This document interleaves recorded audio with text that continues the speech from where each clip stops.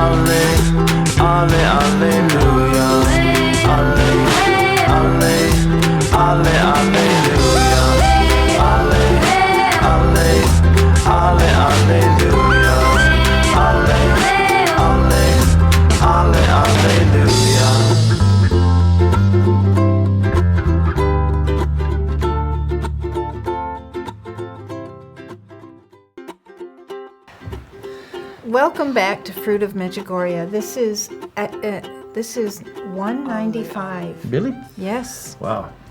Why did it take us so long to share Honorable Alfred Kingon's testimony? Maybe because this is the best time to share. Praise Jesus. You know, the world doesn't know this. It's just amazing.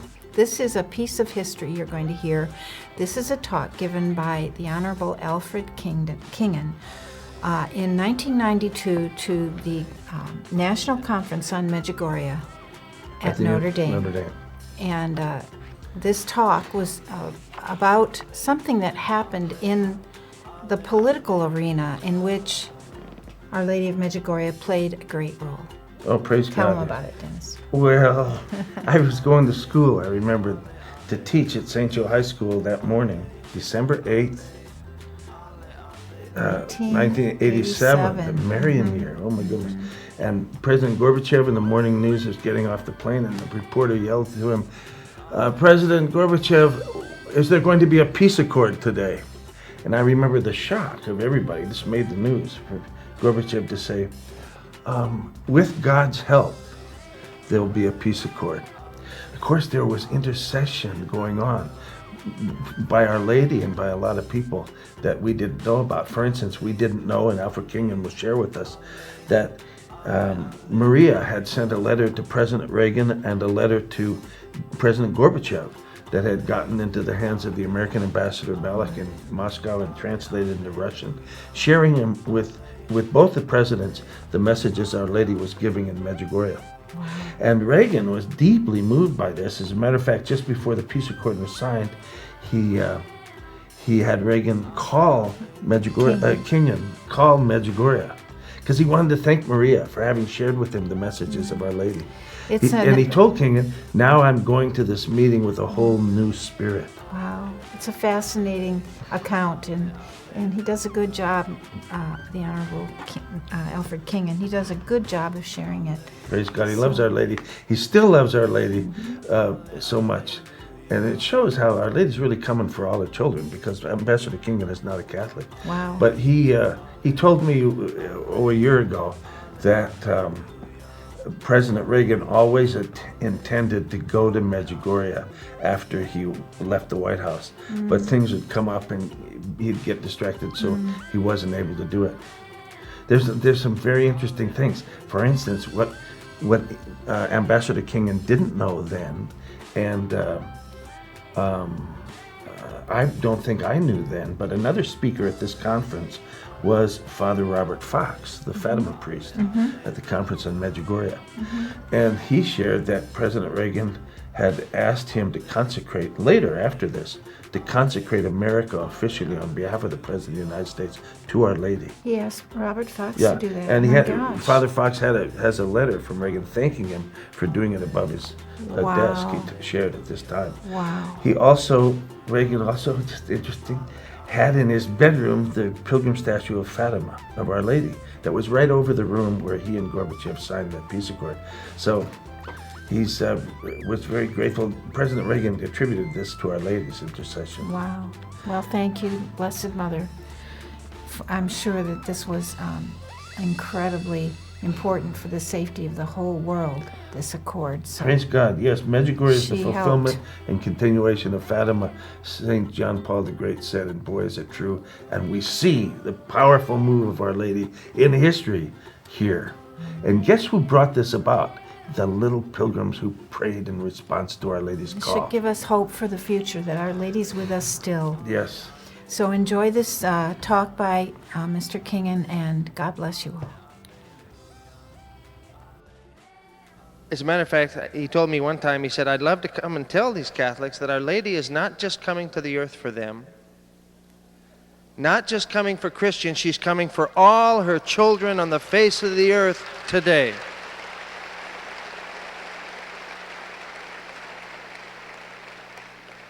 And he believes that she's doing that in preparation for a major turning point in the affairs of men. I give you the Honorable Alfred Kingon.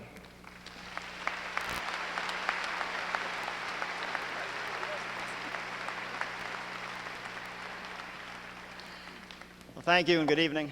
You can all relax with me. I always have some trepidation about after-dinner speeches. You've had a full dinner, some of you have had some wine, and I keep remembering one of my colleagues, a former ambassador, a very great American, very prominent American, visited China, and he went to the Great Hall of the People, which is really quite enormous, for a banquet.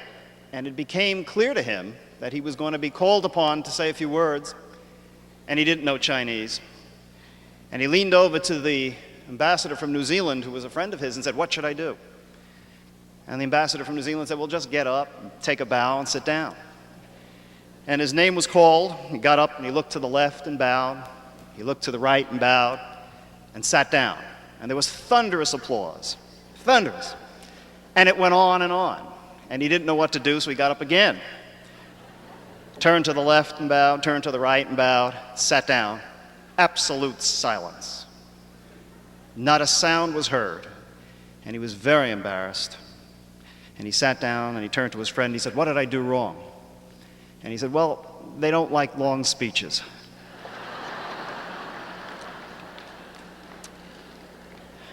And every time I give an after-dinner speech, I really remember the little 9-year-old fellow who was having his first course in world history. And he was asked to write a paper about Socrates.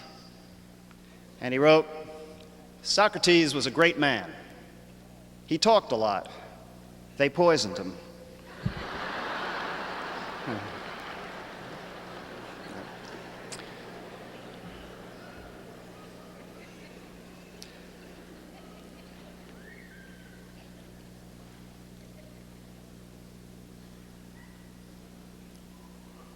Is it possible? Is it just barely possible that you and I are actors in a drama that is so vast that even we as actors can't get a hold of it?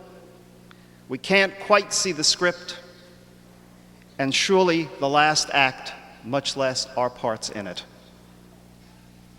Now, if that's too much after your dinner, follow with me along tonight, and we'll come back to that question later, because I think it's most relevant to our lives.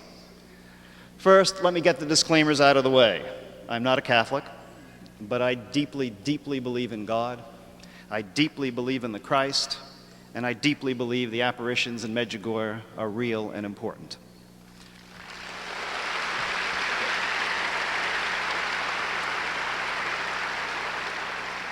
I'm here to publicly state what I believe.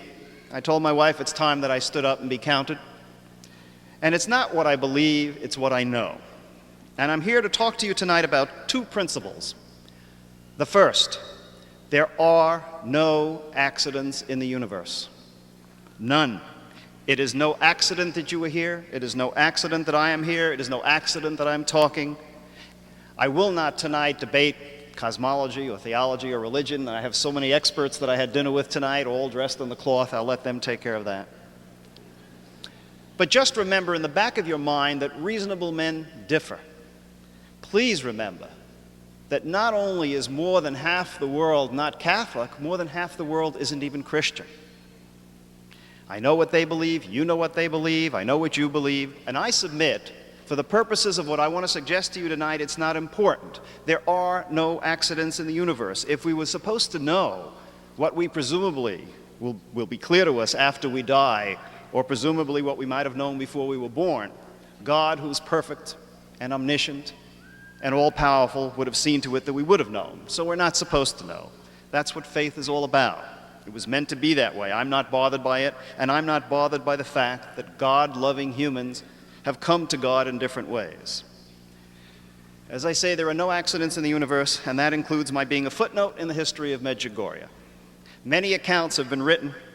Virtually every one contains errors, substantial and insubstantial. I was reading some of them on the way out in the plane. One made me ambassador to Middle Europe. Well, there is no country Middle Europe, as you know. There is a concept, Mitteleuropa, it's a German concept, but I was ambassador to the European community. And interestingly, all the reports about my role in Medjugorje say that my wife and I went to Medjugorje to pray for our son and accept God's graces. Now, think about that one for a minute. Really and truly, you do not have to go halfway around the world to pray. If God is anywhere, He's everywhere.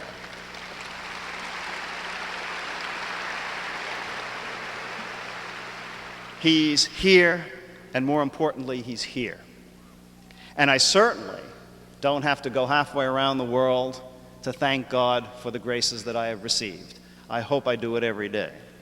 Others suggested that I tell Maria Pavlovich, one of the visionaries, to write a message to the president, or that the president was supposed to have said this or that or the other thing. None of these things are accurate, so let me tell you what really happened. Jackie and I, my wife Jackie and I, have long had an interest in Marian apparitions. It goes back to the early 70s when some of our friends wrote to us and told us about the apparitions in Garabandal, Spain from 1961 to 1965. I have visited Borang in Belgium. I visited Garabandal, met the visionaries there. And I've gone to Zaytun in Egypt, where the Virgin appeared, was photographed, literally, as you know, on top of the Coptic church in the early 70s. I've met people who were there. I've seen the photographs of it. So we had a profound interest in Marian apparitions.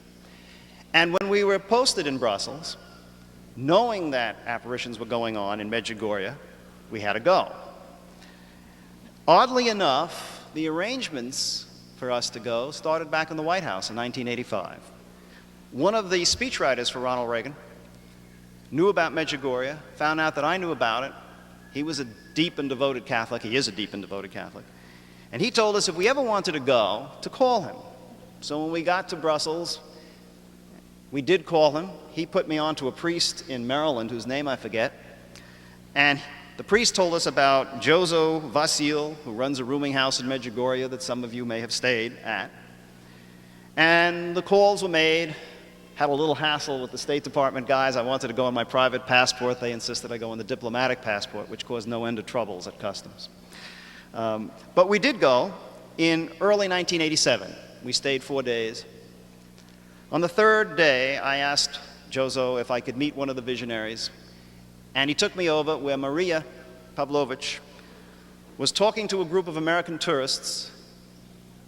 A young friend lived with her, Kathleen Parasad, who was doing the translating.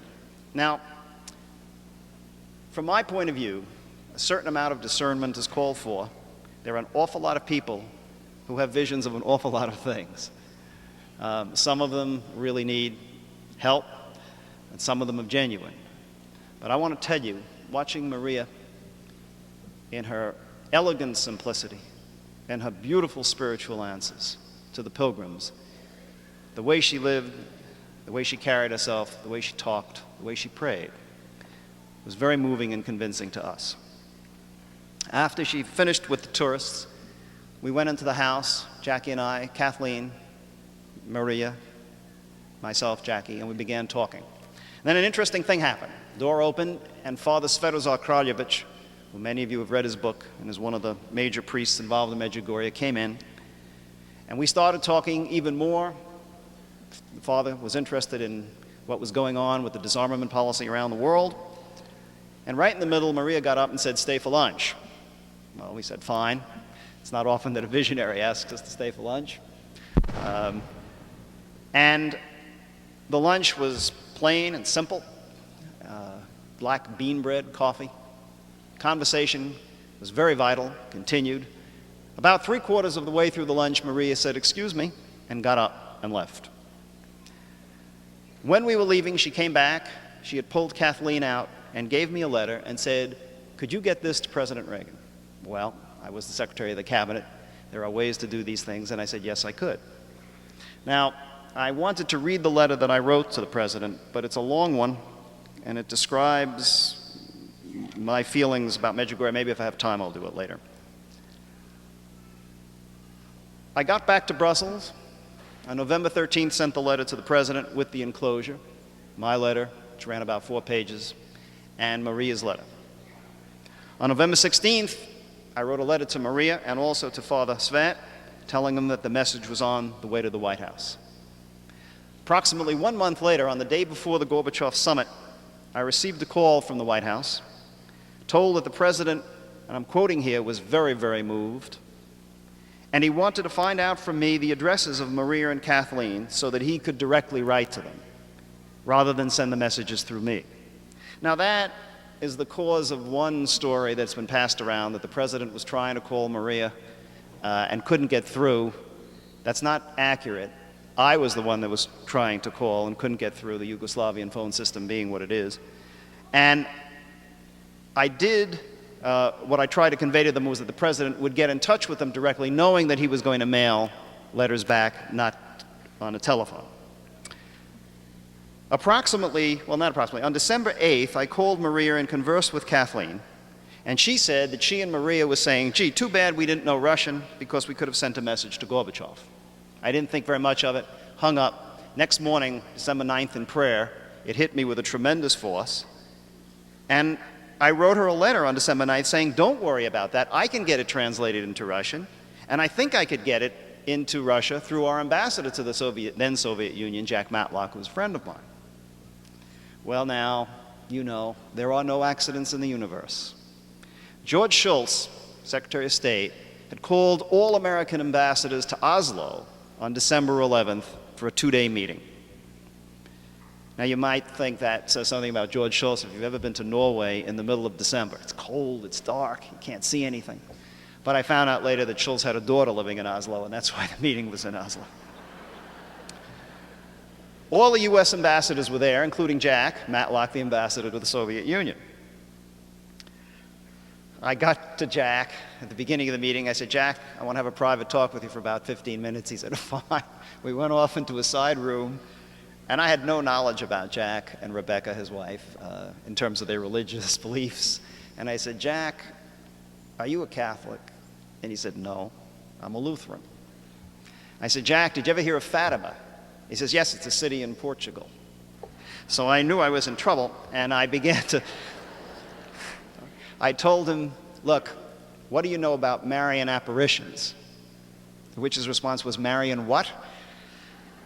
So I sat him down, and I gave him about a 5-minute synopsis of Marian apparitions, starting with Fatima, and that there was one taking place in Yugoslavia, that one of the visionaries gave me a letter that I had given to the President, and now she had the thought, could she send a message to Gorbachev? He hesitated for all of about 2 seconds and said, "Yes." And I said, "Well, how can we get it translated to Russian?" And he said, "Don't worry about that. I'll have my staff translate it into Russian." On December 14th, When I got back to Brussels, I wrote to Maria and Kathleen. I said, let it come. Don't worry about the translation. I'll take care of it. We can get it into the Kremlin. At that point, there was silence for several months. I didn't hear from anybody. No accidents in the universe. I had arranged with Jack for Jackie and I to visit Moscow and Leningrad in the spring of 1988. On February 22nd, writing a letter to Father Kraljevich, who had written me a note about a movie being made about Medjugorje, right in the middle of writing that letter, my secretary comes in and says, Ambassador Wolfgang Walter, who was the Austrian ambassador to the community, had called me and wanted a private meeting. Now, in diplomatic terms, a private meeting means an ambassador wants to come in and talk to you to ask you something personal, like, my niece is going to the United States, can she get a visa? So Ambassador Volta came in to see me a day later, and you have to visualize this scene. Volta is about 6 foot. He looks every inch the ambassador. Tall, stark, silvery hair, very elegant, very European, very restrained, right out of a movie. He's so elegant that when we had a dinner party before we were leaving, and I cleaned the living room with furniture. They give you very large houses when you're an ambassador. And I had a band, an orchestra playing. He danced a Viennese waltz or two with my wife. And I didn't hear the end of that for 2 years about what a klutz Americans were and how gracious. Volta comes in, pleasant chit-chat. I'm waiting for what he wants.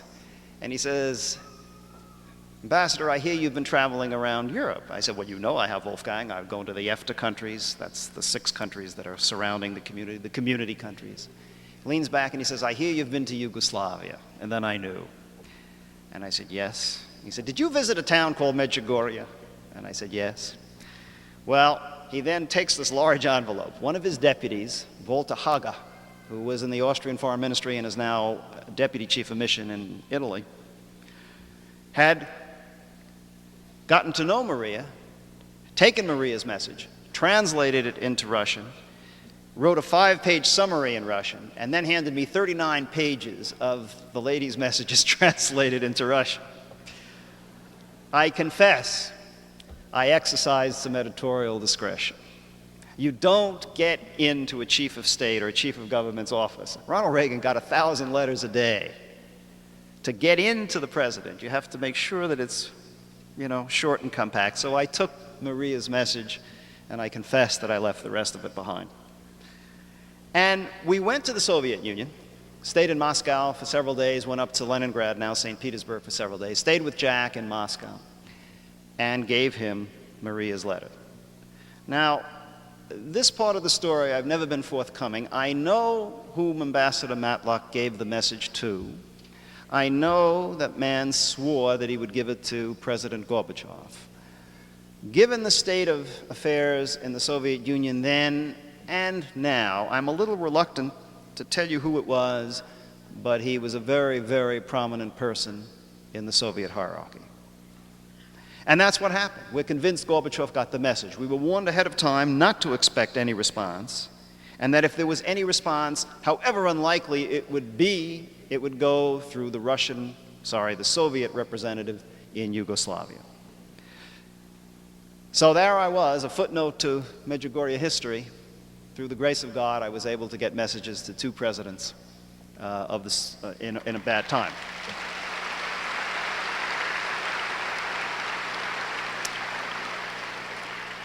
The truth is remarkable enough. It doesn't need embellishment. It doesn't need stories about what the president or general secretary supposedly said. A lot of stuff has been added on that isn't so.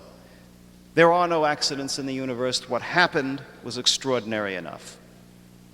Now, at this point, the rest is history. Cold War ended.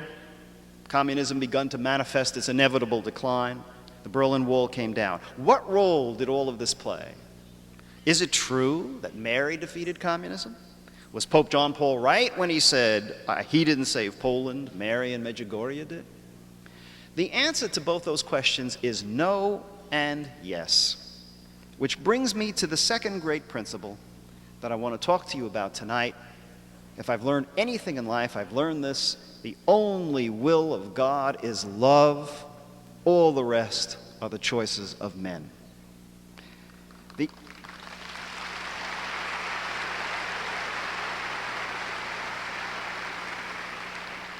Let me talk to you about the end of the Cold War, and let me go back to a spring day in 1985, the week before the president left for Geneva to meet Gorbachev the first time. You can't imagine what the White House was like then. I mean, people were running in all over the place. The National Security Council was having endless meetings. The cabinet was having meetings. Everybody was coming in. Everybody had advice for the president. Well, every Monday, we had lunch. The senior advisors had lunch with the president. It was a hair-down session, no formal agenda. We had the right to bring to the president anything we wanted to. I was in the liaison with the executive branch of government. That's what Secretary of Cabinet is. I had all the departments and agencies, in a sense, under me. So, and all the assistants would bring up stuff that we thought the president ought to know. Well, he came in that Monday, and he said, everybody is telling me what to do with Gorbachev. So I went up to Camp David this weekend, and I decided I better figure out what I'm going to do with Gorbachev. And then he took out of his pocket 3 yellow pages, and he read it to us at that lunch.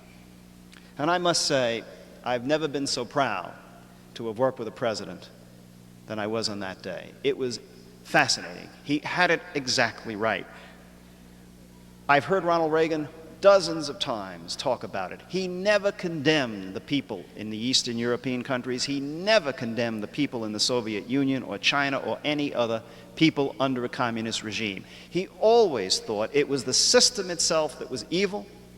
He always thought that it was going to collapse, that their economies were going to implode, and that he always thought his job was to keep the pressure on the Soviet system, on the communist system. And he did it by keeping our economy growing continuously and by building up our defenses. I must say, I remember when Jimmy Baker went over from Treasury to State, and I brought him around to see the EC leaders in 1989, and he was summarizing American policy toward the Eastern Bloc countries and the Soviet Union. It was one of handout, peace offered, but consistent pressure. And every time Baker reported that we put pressure on the Soviets, they retreated. They retreated in Angola, they retreated in Namibia, they retreated in Afghanistan, they let the Jews come out, and they retreated in Eastern Europe. Now, at this time, when the president began his conferences with Gorbachev, we didn't know it then as well as we know it now, but in fact, the Soviet economy had begun to deteriorate. And in fact, the generals couldn't keep up.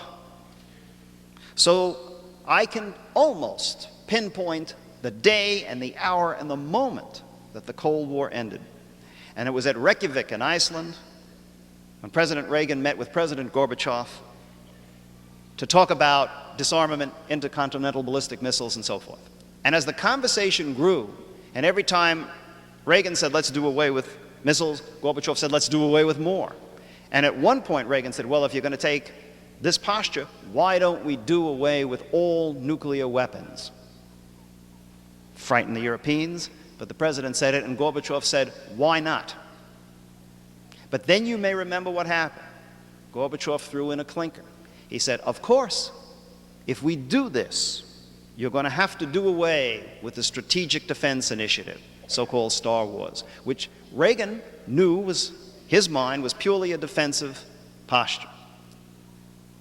Now, I don't care that the Union of Concerned Scientists said Star Wars wouldn't work, or this one or that one had problems with it. The Soviet generals believed it. And after that meeting, they said to Gorbachev, we can't keep up. You're going to have to start retreating. You might remember there was a vignette as they were leaving the little house in Iceland where they had the meeting. Reagan looked grim and he was walking to the car and Gorbachev was running after him. What Reagan said was, I don't think you ever wanted to have an agreement. Gorbachev said, there's still time. And Reagan said, no, I don't think so. It's funny, when I was in Brussels in 1988, I met a Hungarian dissident who worked for an American company. And he came over to me one day and he said, Ambassador, when do you think Gorbachev will be weakened enough? And I said, 1992. And he said, why did you say? He looks shocked. And he said, why do you say 1992? I said, because I think they'll have economic problems by 1992. He said, it's funny you picked that year, because that's the year we picked. And I said, that's the year you picked for what? And he said, that's the year we think he'll have so many internal troubles that we in Hungary can go for our freedom. Well, as you know, the timetable was speeded up, and I met the same gentleman in 1989. And I said, when did you know that you could gain your freedom? The day the Soviets began pulling out of Afghanistan, which was after this meeting in Reykjavik, when Gorbachev started his great retreat. Now, is that all that happened? Was there nothing else? No. I said before that the only will of God is love, and all the rest is the choice of man. What role did God, if you will, and what role did Mary play in all of these events? And I'd like to show it to you by analogy. I want to read you something. It was written by a Christian, not Catholic, who has spent his life running a prayer group.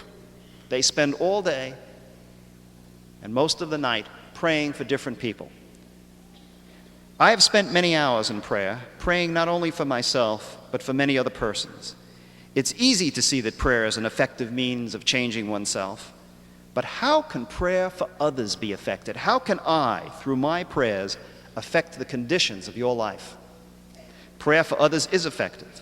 I've worked in my prayer group most of my life. I can tell you of thousands of persons who've been helped through prayer. I can tell you of healings that have occurred. I can tell you of people who've changed suddenly and dramatically. And in many cases, these people who were blessed and changed were not even people who had written to us. These were people for whom others had written and asked prayer, sometimes people who did not even know that prayers had been asked. And yet even for these who did not themselves pray, often spectacular help came, sometimes immediately. Many persons believe that their prayers have power to help others because the thoughts they send out influence the one they are praying for. Their prayer becomes a kind of mental laser beam. For myself, I've never been able to accept this. I believe in thought transference, but I also believe that my mind has its own built-in shield and is open only to thoughts that it itself is attuned to. If this were not so, with the billions of thoughts that must be raining down on us every moment, we'd be overwhelmed. Also, I have never seen any evidence that my mind is so powerful that I can send you a thought that will lift you from a sickbed or enable you to attract supply into your affairs when you are desperate, or cause you to suddenly change your entire character. Yet I have seen prayer do all these things. This is not to say that thought is unimportant in prayer. It is overwhelmingly important, for it is through thought that I am linked with the power that does the work. That power is God. Prayer in our group is conducted in the realization that God is the one power. In all our prayer times, we turn to Him. We saturate our thought with a sense of His almightiness and seek to feel His presence and power so intensely that nothing exists for us but Him and His perfection.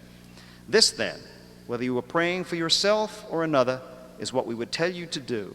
Whatever in your prayer time helps you achieve this sense of oneness with God, do that. Now, that's what I think happened. Align yourself with God, and God will do the work through you. I can pray for you, I can pray for something else, or I can just pray to let God work through me. But if you need help, help can come through me or any other human being who aligns himself or herself with God, without me knowing it or without you knowing it.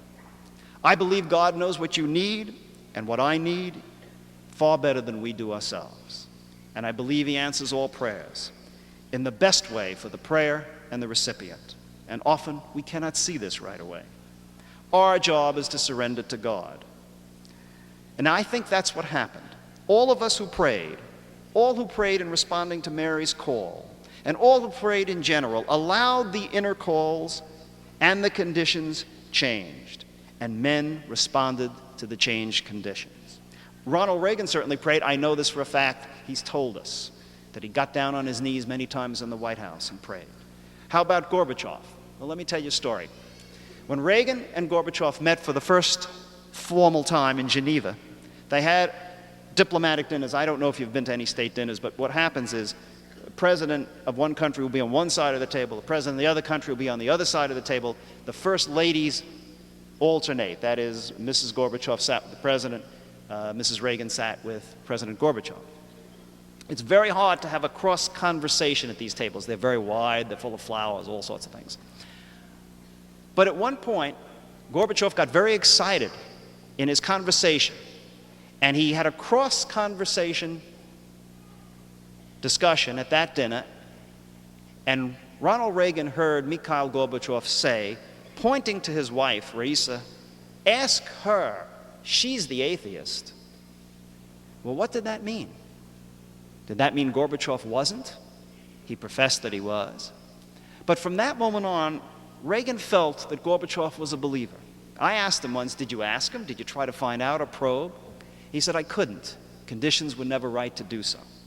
And yet all of this is beginning to come out. Gorbachev wrote a piece that many of you have seen in the paper a few weeks ago, giving credit to the Pope for beginning to move the process and feeling very comfortable with the Pope because the Pope was a Slav. The Pope's intuition, along with Reagan's, was that Gorbachev was spiritual. Life magazine, in an article published about a month and a half ago, pointed out what was already known to some of us, that there was far more cooperation than anybody knew between Reagan and the Pope to make sure that solidarity survived in Poland so that Poland wouldn't go totally under the dictatorship.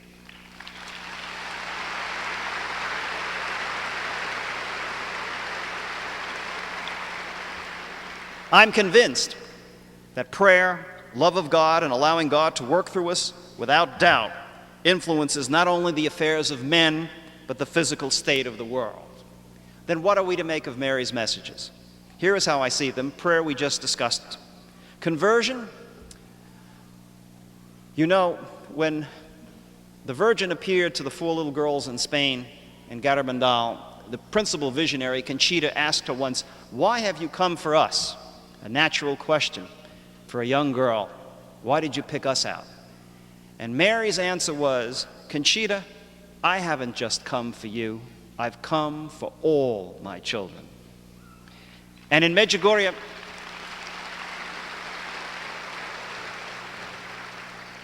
I understand there have been messages to the Pope indicating that he's not just the spiritual pastor of Catholics, but all God's children.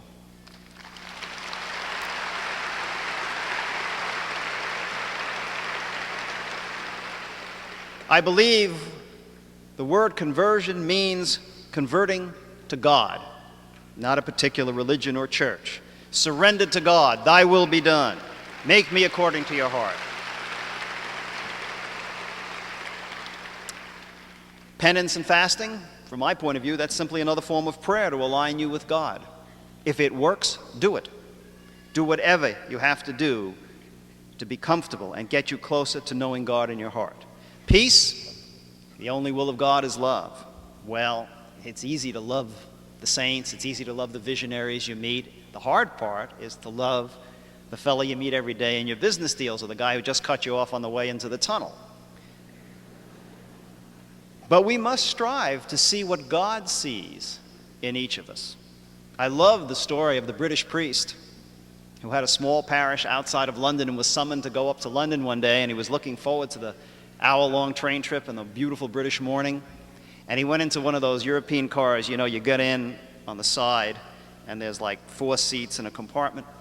And as he was looking forward to the trip, the door opened, and this very, very ugly, frankly, unattractive woman, he could hardly bear to look at, overly made up, rouged, drooling a little bit from a lip, sat down in front of him.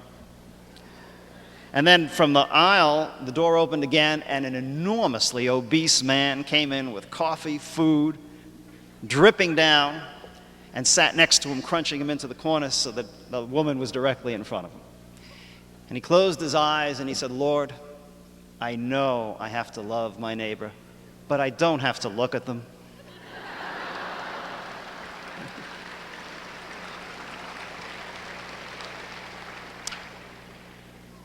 What role do Mary's messages play? I started by asking you a question tonight.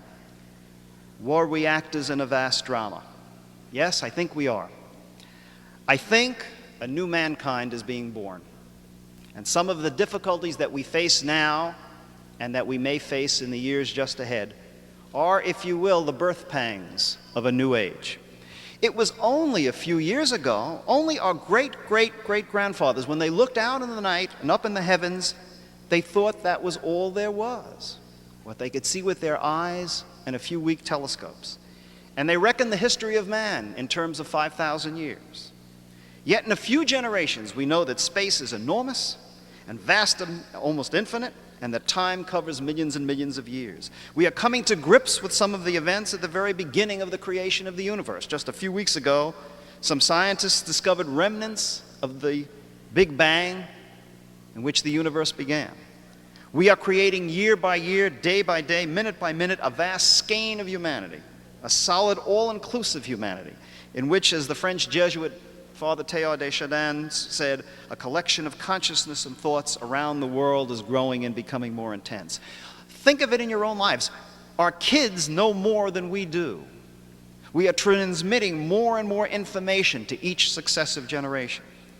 As a result of modern communication, all of us, either actively or passively, are participating in every event of the world. Everything that happens influences us as one mankind all over the world. Whether it's a riot or revolution in Tiananmen Square in China, we're there. If there are riots in California through television, we're there. If there's a civil war in Bosnia or Herzegovina, we're there. Indeed, through genetic biology, we are in fact taking control of the forces of evolution. With God's help, taking control of our destiny. It's no accident, and it's no accident that it is happening at this time. But to what end? Where are we going? Do you think it an accident that all around the world, countries are in the throes of breaking up? The Yugoslavs, the Soviets, the Quebecers in Canada, the Scots in the United Kingdom, the Czechs and the Slovaks, all at the same time that the economy becomes more interdependent and more global? Do you think it an accident that all the major nations of the world, save one, are undergoing a credit contraction crisis? Do you think it an accident that national leaders around the world are enjoying the lowest level of public confidence in memory, regardless of political philosophy? Do you think it an accident that even as Mary appears in many places around the world, the incidents of lawlessness, disorder, and self-indulgence are on the rise? Do you think it an accident that the incidents of earthquakes, volcanoes, eruptions are on the rise? Do you think it an accident that holes are appearing in the ozone layer?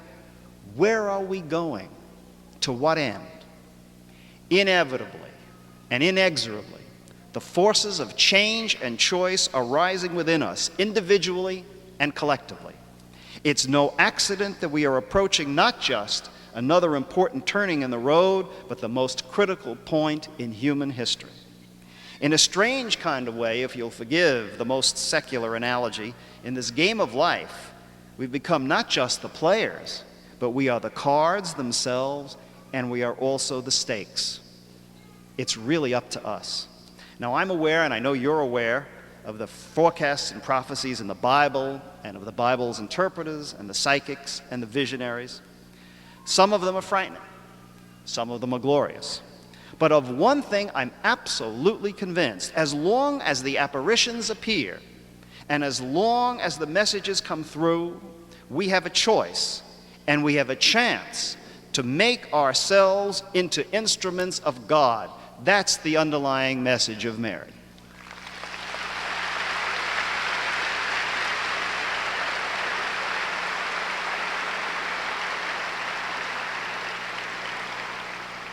And I deeply believe, in spite of the very late hour, it's not an impossible dream or an impossible task.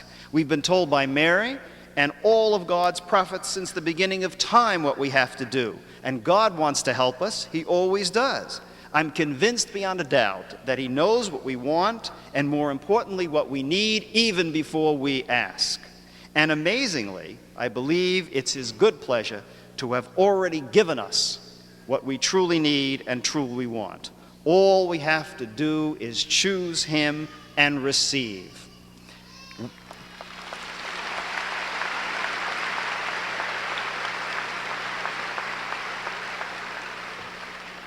We are admonished in the Scriptures, choose ye this day whom ye shall serve. Ladies and gentlemen, as incredible as it sounds, all history has led to this moment in time. Here, if anywhere, now, if ever, more legitimately and imperatively than any of our ancestors, we, you and I, must choose whom we will serve. The stakes are no less than mankind. Good luck, and God bless you.